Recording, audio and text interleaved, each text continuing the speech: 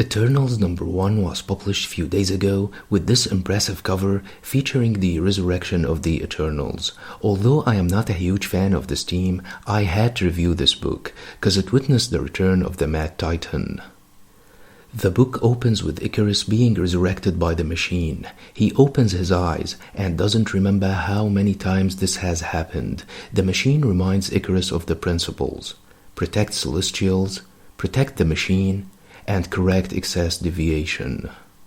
He remembers how he died and how all the Eternals died, the shame, the fire, and hands on each other's throats.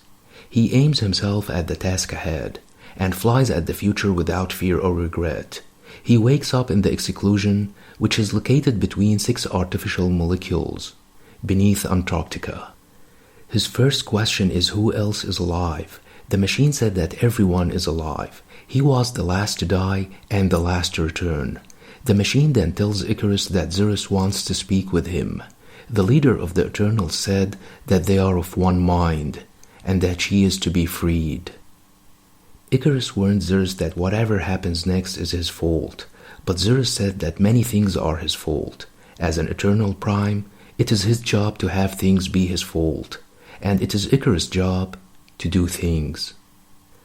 Icarus then frees the Eternal known as Sprite and tells her that she has been restored to her last safe backup. Sprite then teleported herself to New York City and was followed by Icarus, who was worried that she would do something crazy. She has been excluded for long, to the degree that she doesn't know what a car is, and that mankind has greatly developed from being funny apes. Icarus then reminded Sprite of what she did. She was bored of her eternal child station and almost destroyed the machine just to free herself. They were interrupted by Iron Man, who saw Icarus for the last time when he was dying in a pile of bodies. Icarus and Sprite then went down into the sewers when the machine reported an excess deviation. The deviants are the changing people, and the average deviant weighs approximately 40 to 60 kilograms and has the demeanor of a friendly puppy. But sometimes they are not. Icarus and Sprite found themselves in confrontation with a monster who was about to kill a man. Icarus intervened and blasted the monster with his cosmic beams. The monster retaliated, but Icarus knocked it out with a powerful punch. They then teleported to Olympia, where Phastos informed them that Zeus was killed. Icarus asked about the murder weapon, and Phastos said that they were 5 fingers pressing on his skull with incredible power. It happened shortly after Zeus told Icarus to free Sprite. They were suddenly interrupted by Druig, who asked them to wait for Zeus' resurrection. The Eternal said that Zeus would be back shortly and would tell them who murdered him, but Icarus didn't agree. Druig then said that they should return Sprite to the exclusion, as she might be the prime suspect, because Zeus killed her when she nearly killed them all.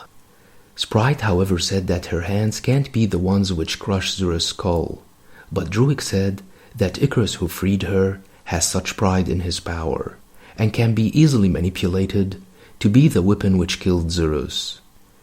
Icarus struck Druig and left the place with Sprite and told her that he doesn't think that she is responsible for the murder. The machine then informed them that someone unknown traveled the network and killed Zeus and went back to Thanos, the falling capital of the Eternals. Icarus and Sprite teleported to the ruins of Thanos, which once was the home of the Eternals. They were interrupted by a voice saying that all that live must die, and when he is done, there will only be one thing that is eternal: death.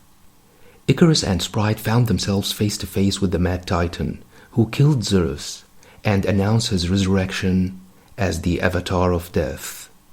We last saw that Thanos learned that the Infinity Stones were gathered again and planned to reassemble the Infinity Gauntlet and use it to break free from his destiny. However, Gamora, who was also after the Infinity Stones, impaled Thanos and beheaded him.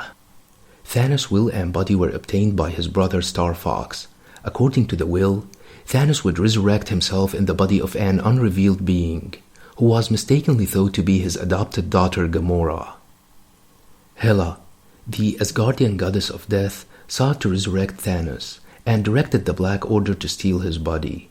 After retrieving the body, the Black Order were unable to find Thanos' head. which was needed to complete his resurrection. Hela then confronted the Collector and demanded to know where Thanos' head was. The Collector said that the head was in the position of Annihilus in the negative zone. Hela defeated Annihilus and forced him to hand over Thanos' head. The Dark Guardians eventually captured Gamora, but before she could be executed, Hela arrived with the Black Order and took out the Dark Guardians. She then revealed that Thanos wasn't going to come back in Gamora's body, but in Star Fox. Moments later, Thanos' consciousness took over Eris. After kissing Hela, Thanos left with her and the Black Order and traveled to nowhere, where his body was being kept. Eris, with Thanos' consciousness, approached his body, and the transfer began. During the process, the Guardians and the Dark Guardians attacked Nowhere, where Gamora decided to stop the process by killing Star Fox. However, this caused Thanos to be resurrected with a broken mind. Thanos then was hit by a missile that generated a black hole, which sucked up Thanos, Hela, and Nowhere, while the Guardians managed to escape, seemingly killed Thanos in the process. I just wanted to review the events which ultimately led to Thanos' death, who was resurrected in Eternals #1 by unknown means and killed Zerus before confronting Icarus and Sprite.